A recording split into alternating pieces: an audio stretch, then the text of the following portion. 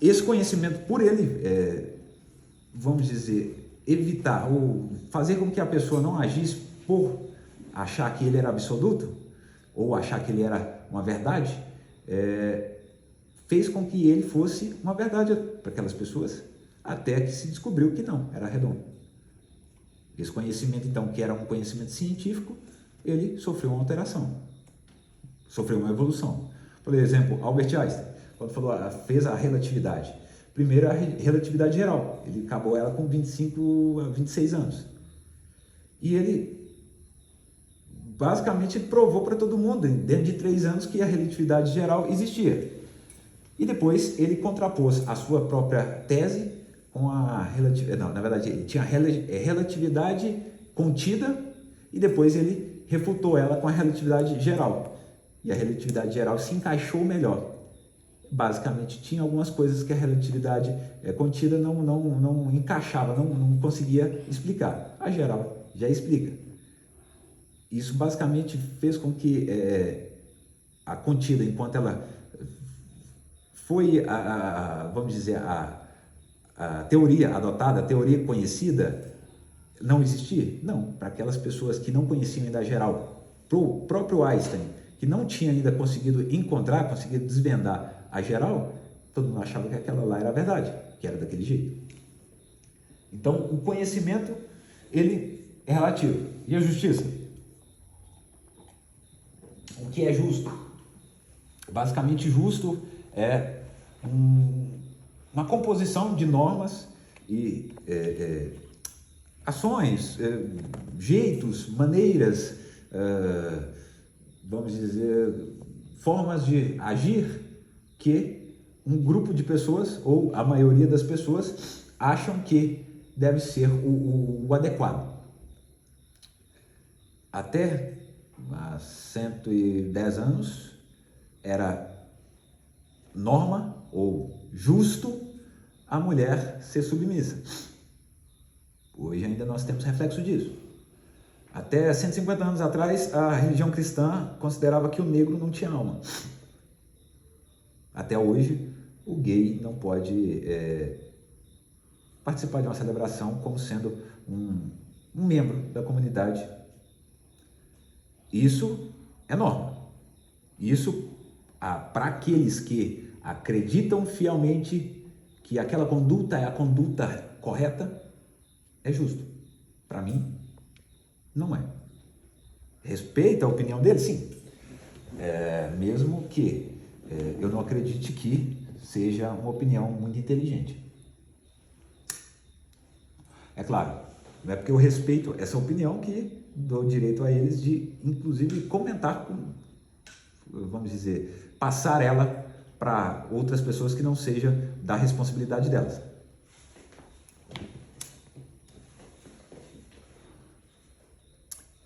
Portanto, o justo, ele é simples e puramente também mutável, e ele tem uma relação nessa mutabilidade com o nível evolutivo que aquela comunidade está, vamos dizer, a experiência que aquela comunidade obteve durante esse período de evolução e, claro, aquilo que ela acredita ser os seus piores inimigos. Existem países hoje que o pior inimigo é o álcool. Por exemplo, a Arábia Saudita. E é proibido.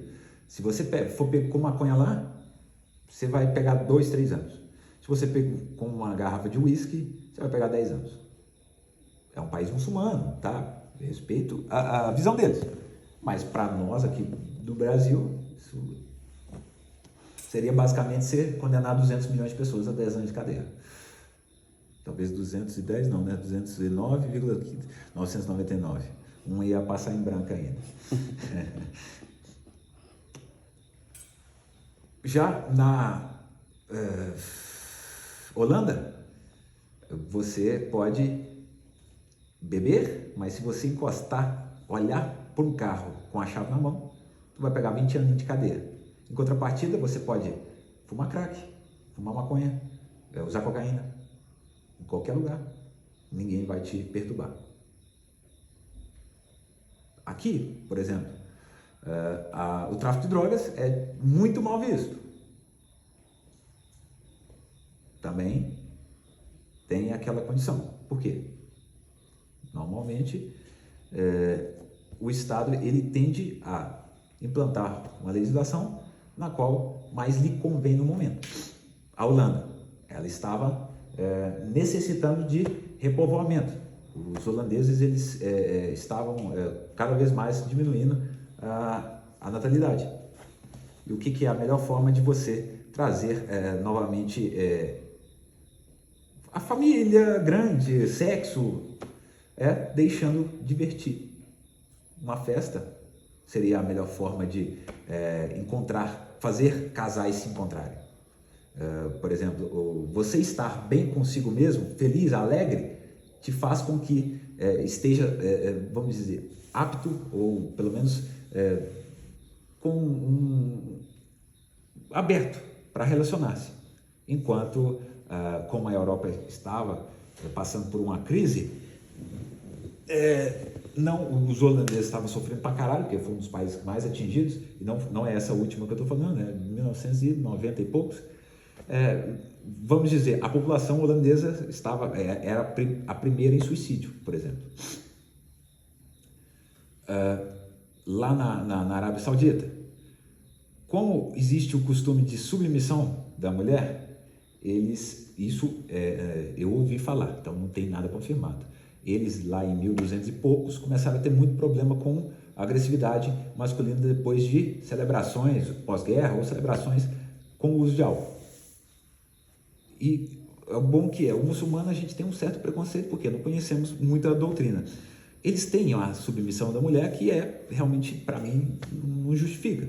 Mas eles também protegem bastante. Claro, eu acredito, eu vejo, não sei se é a realidade, porque eu não sou muçulmano, nunca fui um muçulmano, mas já procurei saber, já fui em sinagoga e pelo menos passei 2 noites na casa de um maçom que é muçulmano. Eu sou maçom e demolei também. Eles tentam proteger, sim, eles protegem a mulher, assim, as leis nas quais proíbem o marido de, às vezes, por exemplo, agredir, elas são duríssimas. Mas eu vejo isso mais como uma questão de posse. Você não pode quebrar seu carro, do que realmente uma proteção porque acha que ela é importante. Mas tudo bem, é problema deles. E lá eles perceberam que o álcool não estava fazendo tanto bem. Aqui, por exemplo, o tráfico de drogas. Basicamente, o Estado aqui, que é sempre um Estado controlador demais, um Estado às vezes que tende a tentar impor essa versão de família recatada e do lar, família, como que é a palavra? Fugiu? Família tradicional. Família tradicional, que tem que ter uma mulher, um homem, as criancinhas lá, tudo gordinha, e tudo cheio de ódio, praticando bullying. Tem que ter quaresma com 40 dias sem comer nada. Esses caras começaram a perceber que a liberdade, ela traz não só a libertação, mas ela traz a busca pelo autocontrole e o conhecimento.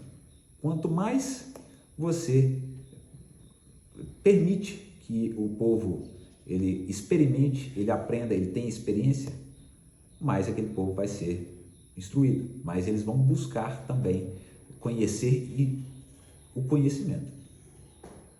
Outra situação, o Estado daqui é fraco.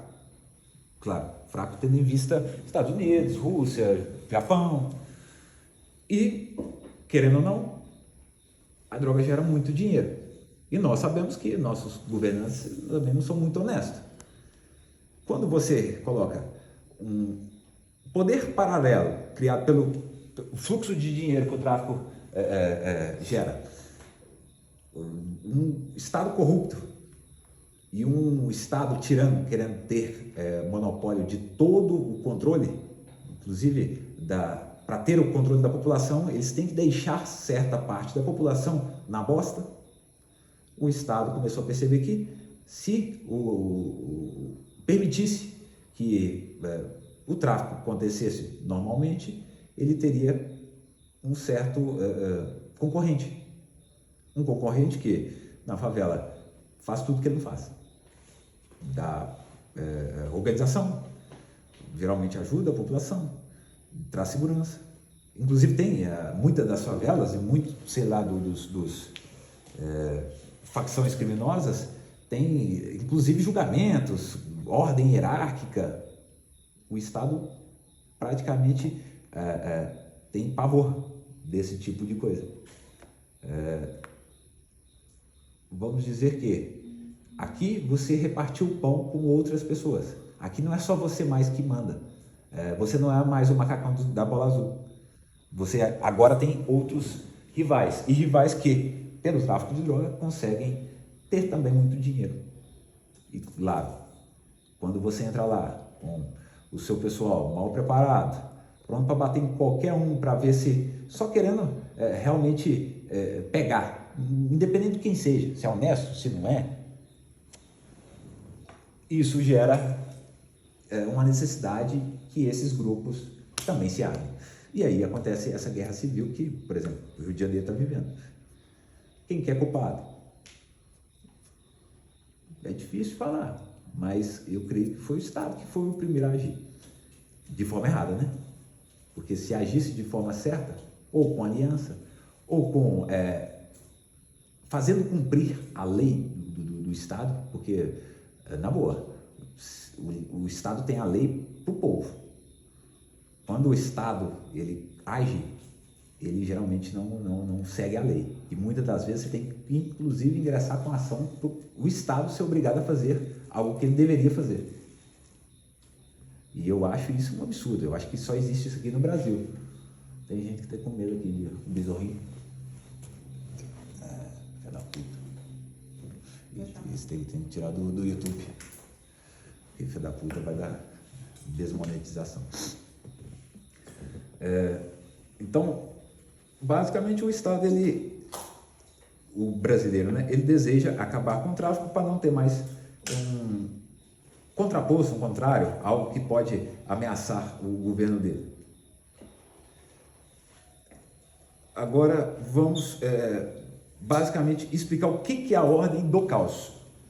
A ordem do caos, ela não é somente uma ordem luciferiana.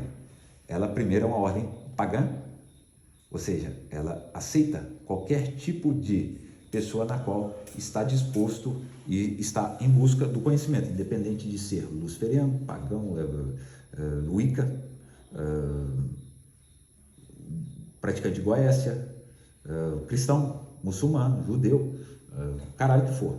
Chegou aqui com a intenção de buscar conhecimento, e conhecimento não para ser fodão, mas para poder fazer mais, poder ser melhor, mesmo que seja melhor para si mesmo, mas nós temos o compromisso de acolher e ajudar. Claro, vai pelo merecimento, vai pela condição. Tem muita gente que já tem uma predisposição para entender a filosofia, mas na hora da prática não é tão bom, cada um no seu tempo.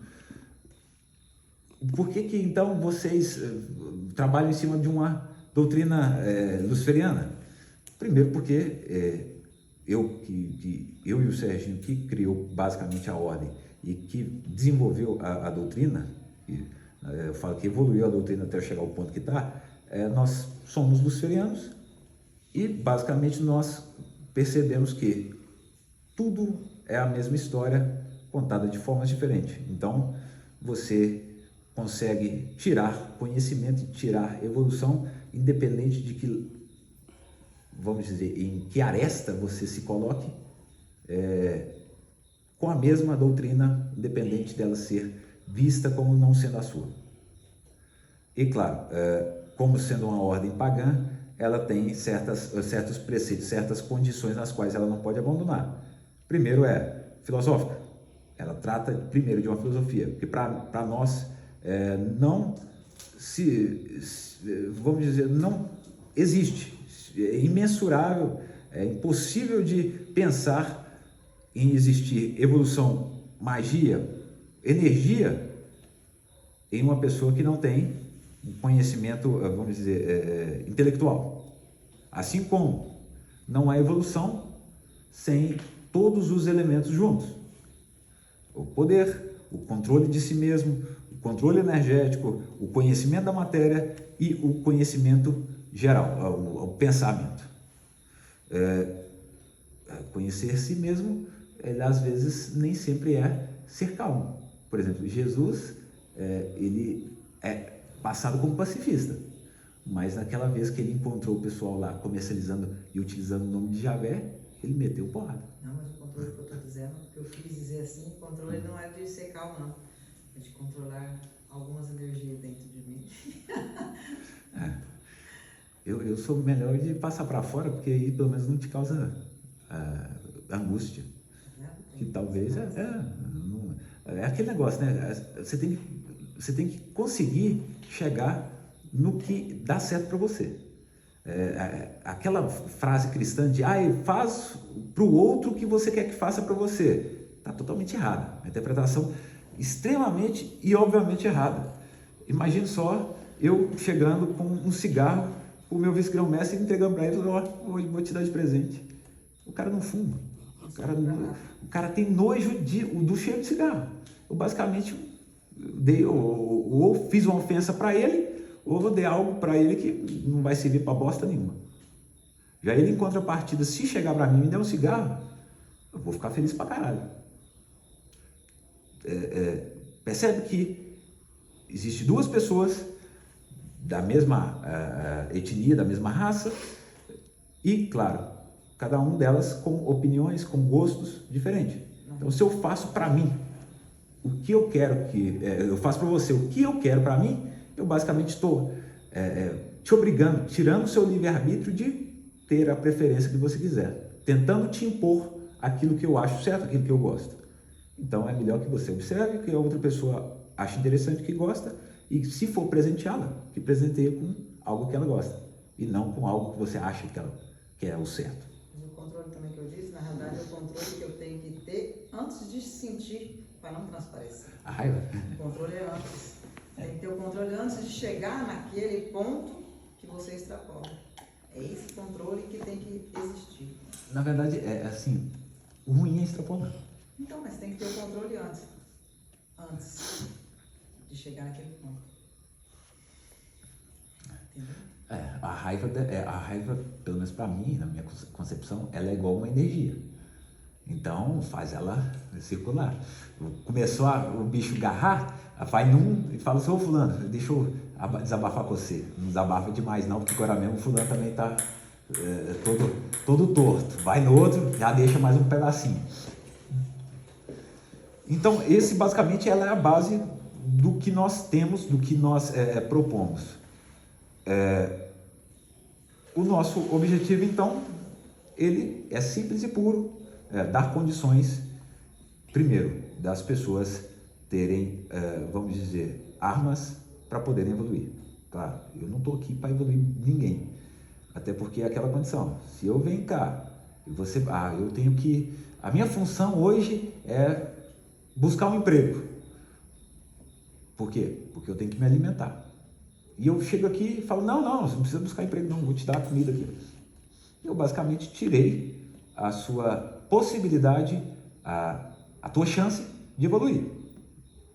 Os cristãos chamam isso de caridade. Eu chamo isso de sacanagem. Quando você dá uma esmola para alguém que tem condição de trabalhar, você basicamente está acostumando ela a ser uma pessoa que depende dos outros. Você está tirando ela a condição de poder utilizar aquela necessidade para evoluir, para conhecer, para se aperfeiçoar. Então, como que é a forma correta de caridade?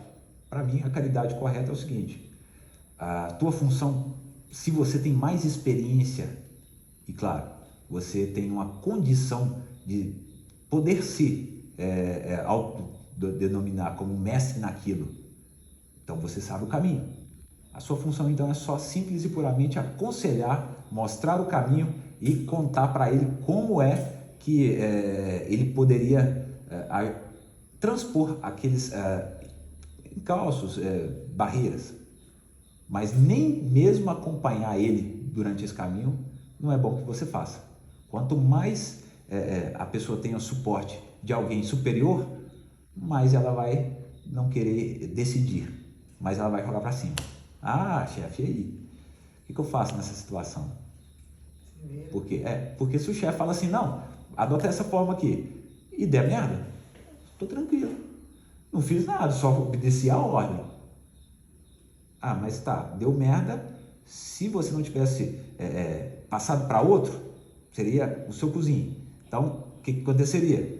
Você se sentiria culpado, ou seja, você remoeria aquilo, você pensaria, pô, mas por quê? E esse pensamento, ele te faria fazer uma analogia, fazer uma percepção diferenciada de toda a situação. Isso, com certeza, te ajudaria a ter uma visão, a ter um entendimento do como, o porquê e o como, o porquê e aonde você teve o ato que foi, vamos dizer, o precursor da sua forma de não chegar aonde que você queria chegar. E aí dali, você descobriu como fazer. Você descobriu, talvez não como fazer, mas descobriu como não fazer aquilo de novo. Não pegar o caminho que não te leva no lugar que você quer. Isso te evoluiu. Se você tinha 5 caminhos, agora você só tem 4. Ah, mas eu tenho que errar mais 3 vezes? Ou adota outra estratégia. Ah, mas qual? Depende de você. Existe várias.